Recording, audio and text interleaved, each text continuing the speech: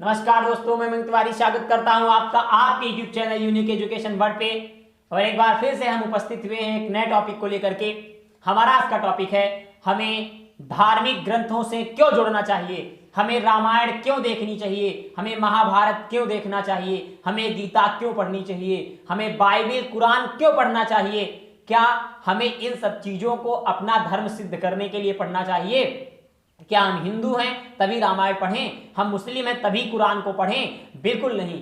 किसी धार्मिक ग्रंथ का कोई संबंध धर्म से नहीं है। इन धार्मिक ग्रंथों को यहां अलग अलग जातियों में हमने बांटा है, उसमें कहीं नहीं लिखा हुआ है, किसी गीता में, किसी कुरान में, किसी भी रामायण में यह नहीं लिखा गया कि इस किताब को इस धर्म का व्यक्ति ही पढ़ सकता है। हमारे धार्मिक ग्रंथ हमको जीवन देने की, जीवन जीने की सलाह देते हैं, जीवन जीने का रास्ता दिखाते हैं। आइए हम बात करते हैं, जीवन जीने के लिए हमें 3 चीजों की आवश्यकता होती है।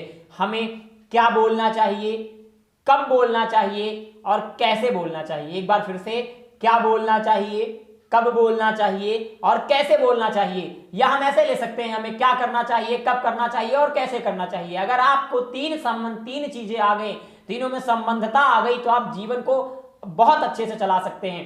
हम थोड़ा सा एक बड़ा सा उदाहरण लेके देखते हैं। आप देखिए, अगर हमारे घरों में ज्वाइंट फैमिली है, हमारे बड़े पापा है, बड़ी मम्मी है, बाबा हैं, आजी हैं, छोटी पापा छोटी मम्मी रहते हैं, मम्मी पापा साथ में रहते हैं, 2-4-5 बच्चे हैं, चाचा चाची के बच्चे हैं, दादा दादी के बच्चे हैं, तो हम उस फैमिली को नहीं चला पाते, वो परिवार चल ही नहीं पाता है। हम बहुत जल्दी अलग हो जाते हैं, अलग होते हैं छिन्न भिन्न होने लगते हैं। लड़ाई अलग तो होना, फिर दूसरी बात लड़ाई होना शुरू हो जाती है। इतने खेत के लिए हम मार काट कर जाते हैं, मार डालते हैं एक दूसरे को। आए दिन आप अखबारों में पढ़ते होंगे, अक्सर मम्मी पापा को मारने शुरू कर देते हैं, भाइयों को मारने लगते हैं। आप सोचिए, जिस जीवन को हम बहुत कठिनाई से जी रहे हैं, जिसे हम जी नहीं पा रहे हैं, जिसे जीने के लिए हम इतना संघर्ष कर रहे हैं और फिर भी वो जीवन अच्छा नहीं बन पा रहा है, उसी जीवन को आज से पता नहीं कितने हजार वर्ष पहले रामायण में भगवान राम ने एक मानवा अवतार लेके जिया नहीं, बहुत अच्छे से जिया और जीने के बाद उसे छोड़ा। आप सोचिए, आप लीजिए, वहां से सीख लीजिए ना। आप इसलिए नहीं कर पा रहे हैं, बस परिवार को इसलिए नहीं चला पा रहे हैं क्योंकि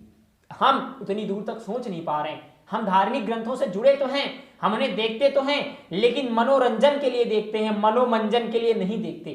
आप धार्मिक देखिए, फिर वही छोटा सा उदाहरण है कि मधुमक्खी पूरे शहर में घूम आती है, लेकिन वहीं बैठती जहां फूल मिलता है, और मक्खी पूरे फूलों के बीच से निकल के चली आती है, लेकिन वहीं बैठती जहां मल मूत्र मिलता है। दोनों में अंतर है। आप देखते क्या है, ये डिपेंड नहीं है। आप देखना क्या चाहते, ये इंपॉर्टेंट है। पहले तो आप ये सोचिए, आपको देखना क्या है। नजारा दुनिया में हर व्यक्ति के लिए समान है। आपको अपना नजरिया बदलना है, देखना है कि आप उस नजारों में से क्या ले सकते हैं, क्या आपके लिए महत्वपूर्ण है। हम आप सोच के देखिए, क्या आप उस परिवार को नहीं चला पाए। हम दूसरा उदाहरण लेते, कॉमन एग्जाम्पल है, दुनिया में हर व्यक्ति की समस्या है, हमारा बच्चा पढ़ता नहीं है, हम बच्चों से परेशान हैं, हमारी लड़की ये करना शुरू कर चुकी जो मेरे इज्जत पर दाग लगा रहा है, हमारा लड़का ये कर रहा है जो मेरे स्वाभिमान को ठेस पहुंचा रहा है। बहुत छोटी छोटी चीजें, बहुत सी बड़ी बड़ी उदाहरण। सोचिए, हम सुबह से शाम तक अपने परिवार को खुश रखने के लिए ही तो कमाते हैं। सुबह पैसे के लिए निकलते हैं, रात में पैसे कमा के आते हैं, किसके लिए? सिर्फ और सिर्फ परिवार के लिए। हमारा परिवार खुश रहे, हमारा परिवार संस्कारी बने, हमारा परिवार आगे चले कुछ बेहतर करे। सोचिए, वो परिवार नहीं बन पाता, किसी लायक का नहीं हो पाता है। पता क्यों नहीं हो पाता है? क्योंकि इससे पहले जो परिवार था उसे आपने कुछ नहीं बनाया है। क्यों नहीं बनाया? क्योंकि आप संस्कारी नहीं थे। आपको लगता था कि आप पैसा कमा के सब कुछ बेहतर करेंगे, जो महत्वपूर्ण नहीं था। आपने उसको महत्वता नहीं दी जो महत्वपूर्ण था, आपने उसको इंपॉर्टेंस दी जो इंपॉर्टेंट नहीं था। पैसा जीवन जीने के लिए इंपॉर्टेंट है, लेकिन पैसे से भी ज्यादा इंपॉर्टेंट है हमारे संसार, हमारे समाज में, हमारे अंदर शिक्षा, संस्कार, नीति होने चाहिए। अगर ये दोनों हैं तो परिवार चलेगा। परिवार इंसानों से बनता है, पैसे से नहीं। पैसे से प्रॉपर्टी बनती है, प्रॉपर्टी का उपयोग करने वाला नहीं। पैसे से घर बन सकता है, लेकिन परिवार नहीं। पैसे से लोग जुड़ सकते हैं, अपनेपन का दिखावा कर सकते हैं, लेकिन अपने नहीं हो सकते।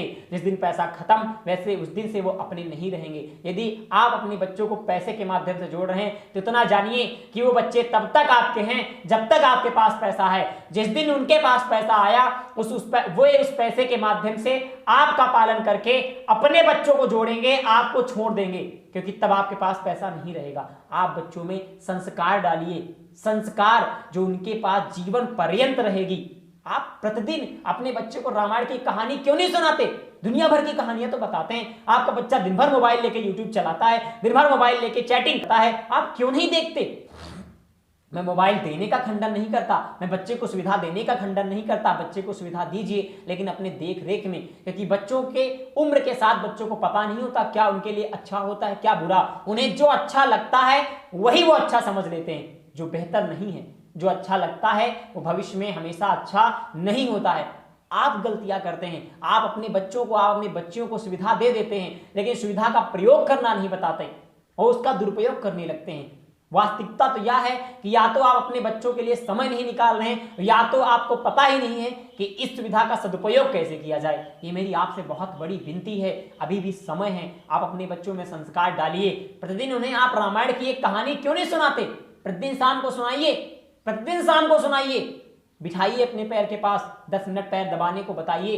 क्यों नहीं दबाएंगे वो? आपका बच्चा आज आपके कवर में है।